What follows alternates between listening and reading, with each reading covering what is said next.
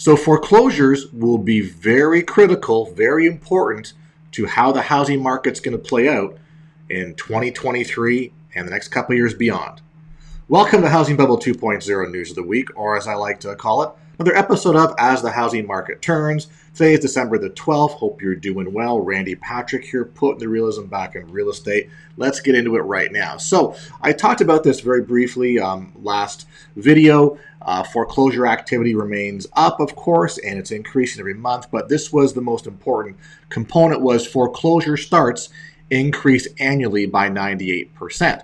What that basically is telling us is that foreclosures are coming back into, I won't say the word popularity, but they're coming back into play in the real estate market. Remember, we were bubbling up with foreclosures prior to the pandemic.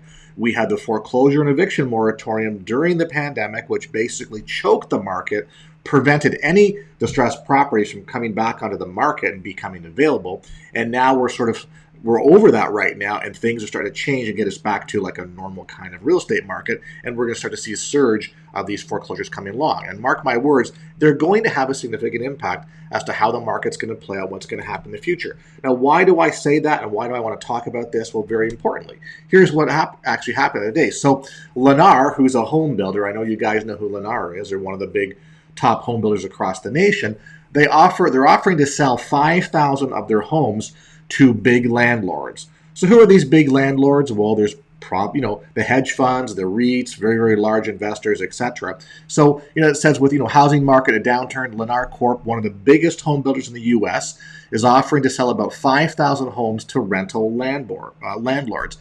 This is from Bloomberg. And most of the homes are in the Southwest and Southeast, with landlords having the opportunity in some cases to buy entire subdivision, the outlet reports. Now, this is sort of my concern here, and you'll see what's interesting, because you've got inventory. So we know that in this housing market, on the new home construction side, there's a significant amount of inventory.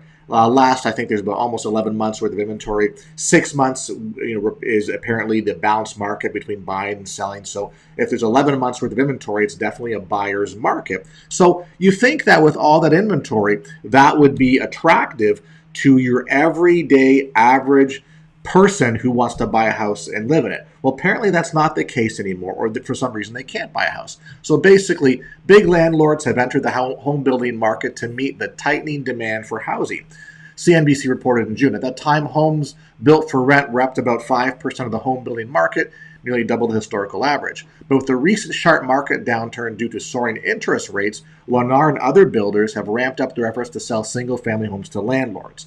So basically, this person, his name is Jeff Klein, Executive Director of Single Family Rental Advisory Division of SVN, told Bloomberg that builders have sought bids on about 40,000 homes in recent months. So here's kind of the scene. So the builders have an oversupply of homes, all right?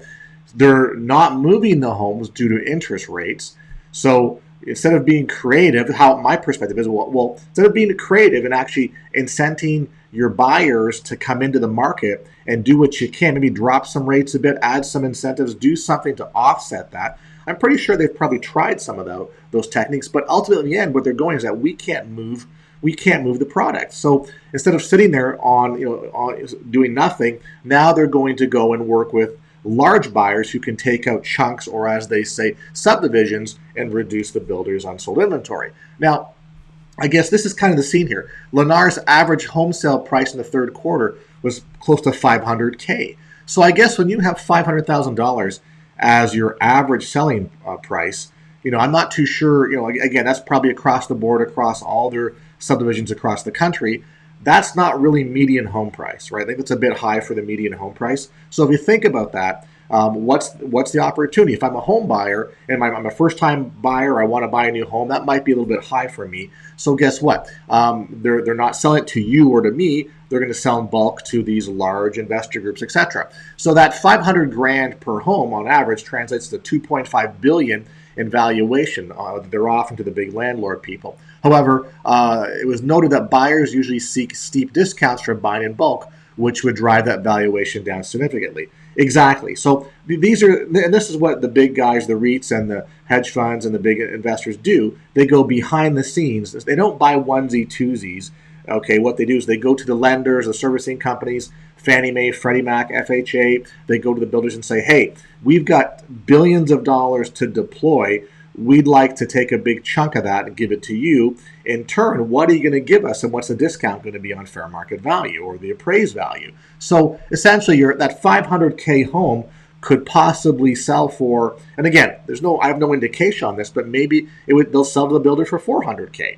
And then the builders are going to, or maybe even less, and then the builders, or not the builders, these investor buyers will then create rental properties out of them. Why is it attractive to buy a new home like that at a discount price if you're a large investment firm? Well, here's the deal. You're not going to have any repair issues or maintenance issues for quite some time. Brand new home comes with what? A builder warranty for at least a year. You're going to have a roof warranty. You're going to have appliance warranty. Things like air conditioning units, flooring, whatever, those are all brand new, water heaters, etc. So anything that could possibly be damaged or just deferred maintenance or wear and tear, you're not going to have those issues for at least 5, 7, 10 years at a minimum. I know roofing, 25, 30 years, for roofs right now. AC is good for 10 years. Water heater is good for probably 7 years. So when you start taking a look at the mechanical parts of a property, buying a brand new house and making it a rental property is actually pretty smart on their behalf, as long as the dollar value makes sense. Now, the sad part here, and that's why I'm trying to tie this into the foreclosures, is the fact that, well, why can't, if they're willing to discount for these big REITs, why can't they discount for the home buyer? You see, so this is where we have an issue, or I have an issue, with respect to how the housing market kind of plays out. Because you see, in this scenario here, there's no oversight, there's no control. They're allowed to do what they want. Big real estate investment firms, big builders, publicly traded stock, investment looking to make a return on their dollar. They're going to do what's best for their shareholders, is essentially how that plays out. In the end, it's the average home buyer who wants to buy, who can't buy. Maybe they can't buy at 500K, but maybe they could buy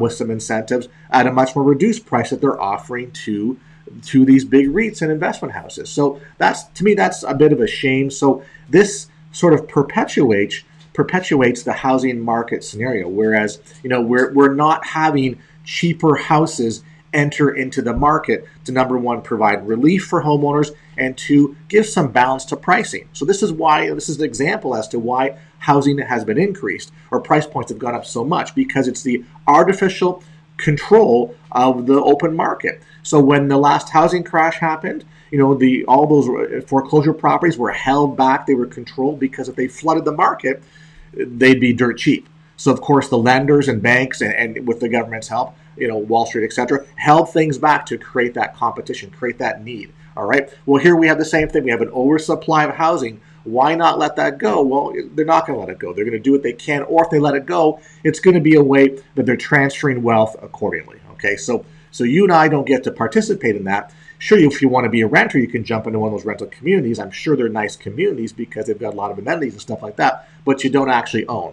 Rental prices, the rent prices for a $400,000 home, think about that, probably going to be, it's going to be more than a couple of grand a month. All right. So essentially, you're still going to be paying a pretty penny for rent. Could you buy that and spend that money and have a mortgage? Who knows? Depends on the rates, I suppose. But to me, this is the issue, is that the market's controlled, and it's about the numbers. And ultimately, in the end, there's a 5,000 Lennar homes are off the table now, as far as I'm concerned, that could be purchased and enjoyed by normal everyday buyers like you and I. So guys, if you appreciate the information I provide, if you do me a favor, hit that subscribe button. I thank you very much. And if you think you're a subscriber, if you could reaffirm your subscription, hit it again, because I lose subscribers every day. Thank you. Okay, moving on here. So this is going to play out. I'm sort of building the case here as to why the foreclosures are going to play a big important role as to what's going forward. All right. So older homeowners to stay put. I've noticed this since the past few years, and it's getting kind of problematic as time goes on. So most of the Gen X and baby boomer generations plan to retire and grow old in their homes they now live in, according to a recent survey from Bank of America. So 70% of homeowners age 45 to 76, I guess I'd fall from that category, cite avoiding today's high home prices and mortgage rates as reasons to remain in their current home upon retiring. Now, realize that you've got this, so older homeowners, the boomers, they see no need to move. Why? Because, again, We call that the rate lock effect. In other words, if I sell my house today, if I'm a move-up buyer, or I'm going to say downsize or buy a condo on the beach or come down south, like who knows? But if you need to take out a mortgage, you're going from a relatively inexpensive mortgage to a much more expensive mortgage. So they call that the rate lock effect. You're essentially locked into your property because you refuse or are scared or unwilling to go down a path of purchasing when you're now paying 6 or 7% mortgage. It's not worth your time, not worth your money for sure. So basically, according to Bank of America, nearly 95% of current mortgage holders benefit from loans with rates of 5% or less. That goes to prove the rate lock theory. If you're in a 2.75 rate, and if you sell today, it'll be at 6.49. I mean, big difference there in what you're paying in interest, especially over the course of how many years. So also, older homeowners may be less inclined to sell and rent, as this adds a fluctuating cost with which can be challenging for retirees with a fixed income. Exactly. So in other words, we don't want to keep renting and having rental prices go up every year and this and that happening. Of course, essentially, because this age group accounts for 70% of the country's almost 85 million owner-occupied homes, this demographics decision can have a big time implication on home inventory, which I agree. So, as time comes out, so basically I believe 2022 was the first year, like the first baby boomer year, I believe that they were 80 years old. Okay, so what's happening is that if you're a baby boomer and you want to sell, retire, like they're looking at about 10 years of where boomers can sell and move on. But according to this, you know what? People aren't planning on doing that. All right, they're going to stay put. It's just not making sense for them to jump out of properties that they have either a lot of equity in, or they've paid off, or they've got good mortgages on, just for the sake of selling.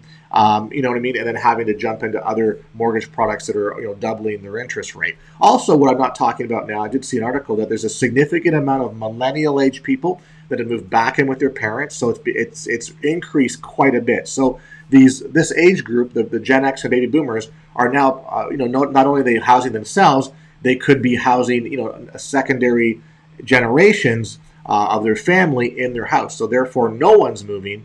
And they're keeping it put. So very interesting. But this factors in with respect to normal, I guess you could say, homes come in the market aren't going to happen here. So surveys showed that those planning to stay in their homes when they retire, 78% see no reason to move, while 22% say they've put so much work into their home they don't want to move. So yeah, you rehab your home, you make some changes, you improve it. It's a nice place to live. Why do you want to leave? It's the way you want it. You're going to enjoy it now. So again, the concern is as the market changes, yes, there's going to be inventory that's going to come on for people that need to sell, want to sell, etc. But we're not going to see probably as much inventory as we'd like because of the chokehold that rate lock and this age group basically are holding on inventory. So in fact, 61% of Gen X and 69% of boomers homeowners have renovated or remodeled their home, adapting them to fit their lifestyle. So again, I don't have to sell.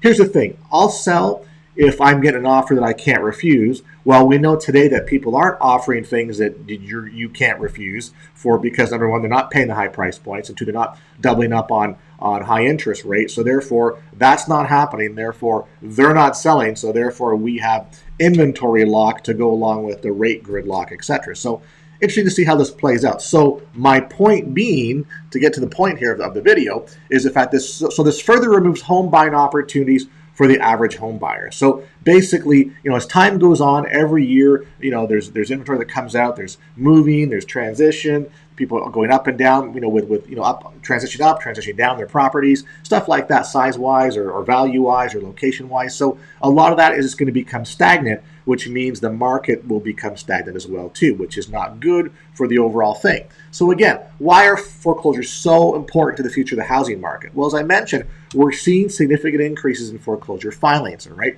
Last month, it was up 98% year over year. So we're getting back down to a normal pace of foreclosures. Well, what do foreclosures provide into the housing market?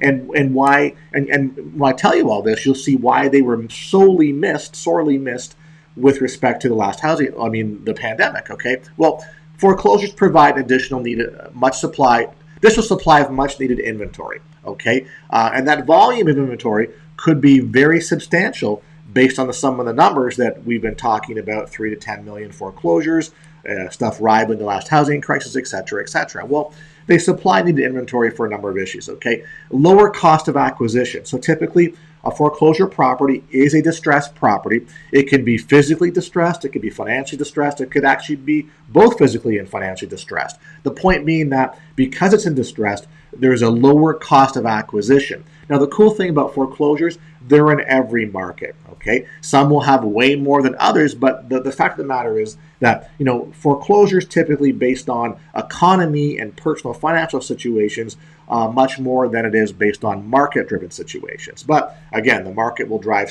like we have a lot going on now, the market will drive some of this in the next future. But they are in every market. I said, granted, a Chicago, Illinois will have much more than a San Francisco, California will. Simple as that. But as time goes on, it'll all be proportionate and things will work out.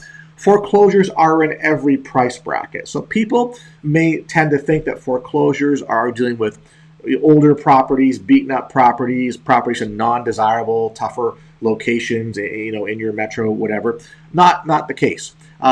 We have done a number of foreclosures. I mean a number of short sales. I'm talking in the hundreds. And, we've done them all from, the tougher locations where they're basically going to be sold to, landlords, to normal, everyday, average housing, to high-end condos and high-end waterfront or golf course type property. So basically, nobody is exempt from facing a foreclosure or having financial issues, right? They're in every demographic. Purchase options. Well, when foreclosures are playing or are available in the marketplace, there basically is three ways you can get your hands on them. Obviously, one is to purchase the foreclosure at the county auction. So going online or going in person, actually buying the mortgage, the mortgage foreclosure at the auction. That's number one way. Number two is that you work what's called REO, which is real estate owned. These are already foreclosed on homes. So the plaintiff has taken them back and then they're putting them back out in the market as cheaper priced property. So that's another way of engaging them. And also the third way is via short sale. Short sale is where it's pre-foreclosure. We're doing a transaction with the homeowner prior to it going to the foreclosure auction. And with the short sale, we're settling the debt, which is a lot nicer, a lot better, and much more controlled environment for the homeowner. It's helping the homeowner and helping ourselves at the same time. So that's what the point here is, that we help the homeowner solve their issue, stop their foreclosure, settle their debt, maybe give them some relocation money to move on, and they can start fresh. Okay, they're not going to be evicted or having to scurry off the night before the next next owner comes to the door, asking them to leave. All right. So, but the point is that they do provide an outlet in the marketplace. They do provide a bit of relief. They do provide opportunities, not just for ownership, but for for people to do work, for real estate agents, for mortgage brokers, for title and closing, for rehabbers, for all the normal real estate things that we see in the gross domestic product that goes along with real estate business. That's all participating in we're working through these foreclosure deals here. And there's, how can I put it? Like there's it's good for everybody. You know what I mean? The net result. Why is there a net result here? Well, they're cost-effective homes. That means people are not paying a premium for the homes. They're getting them at little more affordable rates. Balance of inventory. The more foreclosures that are in the marketplace, there's more choice for buyers. It helps level the playing field as far as I'm concerned. All right. Investment opportunities. What I mean by that is spreading the wealth. So, of course, it allows somebody to buy a foreclosure at the auction or buy a short sale that does need some work to fix and flip or make cosmetic or whatever improvements you have to make to put it back on the marketplace and sell that to an end user buyer. And why that makes sense? Because again, sometimes end user, normal average buyers aren't going to engage a problem. Number one, they may not get a loan for that. And number two, they're not going to engage a problem. They're not going to pay and rehab it and then move into it, etc. Right? It doesn't make sense for a lot of people whose game is not real estate. Your game is other things in your life and your normal job. This is different. So opportunity to spread the wealth. That means purchasing some of these older or rundown properties that can be fixed up and rehab, putting back out into the market as livable properties provides opportunity for the home buyer, also income for those that are involved in the fix and flip and side. So it's a matter of everybody wins in those situations. Creates more rental choice. So of course, we talk about the lack of available homes to purchase. Well, rental market is suffering as well too. So what we have here is we have more rental choice. So now, if people are buying these homes, they can convert them to rentals. If investors are buying them, they're converting them into livable rentals, which means more choice for renters out there, the rental market. And if there's more choice, that means, guess what? Lower price per month per rent. So it's benefiting everybody here. Okay. Also, I say balanced home values. All right. If the cheaper, discounted, or less expensive properties are entering to the market, they're creating new comparables, which helps to drive overall median price down, put some realism back in the market, and essentially, sort of, I guess you could say, counter that bubble effect of FOMO, fear of missing out, and rampant exponential price increases. So it kind of brings things back to a realistic market environment, which is where we want to get to. If we're in a realistic, equal number of buyers, sellers, enough inventory, decent rates, the whole bit, everyone's happy, everyone's moving forward with respect to real estate. But we know real estate's cyclical, and sometimes that doesn't happen except for various times, which we're entering right now. That's why this is very important from what I'm saying. So in summary, foreclosures do make a big difference in the marketplace. And I can tell you, because they haven't really been available the past couple of years for various reasons, we have seen that home price appreciation has gone up exponentially. There's been no relief anywhere to be found. All right, simple as that. So as the market changes, foreclosure should actually be a welcome thing because they help to temper and balance the market out. As I said, temper and balance the market, provide more buying options, more income options, more options for everybody, which is what we want in this real estate market. So there you go, guys. Once again, if you want to find out the foreclosures in your market, go to gethousingdata.com. That's gethousingdata.com. It's my affiliate link with foreclosure.com. Go check it out. All right, you can take a look at the tax deeds, the foreclosure, the short sales, the pre-foreclosures, all the distressed property in your market to determine and basically verify what I'm showing you on these videos is really what's happening out there in the local marketplace here. And guys, as you know, I've always talked about needing more agents, stuff like that. So I'm not even talking about that anymore, because if people want to join, they can find me. That's great. We offer a lot of cool stuff. New program is available now. It's called Foreclosure Fortunes. It's training you to do what we do, training you to work in this environment to identify and move forward with all these great opportunities. I'm telling you, 2023 is going to be a big year starting off for this. It's only gonna be bigger and I don't, not the word get worse, but become more opportunistic.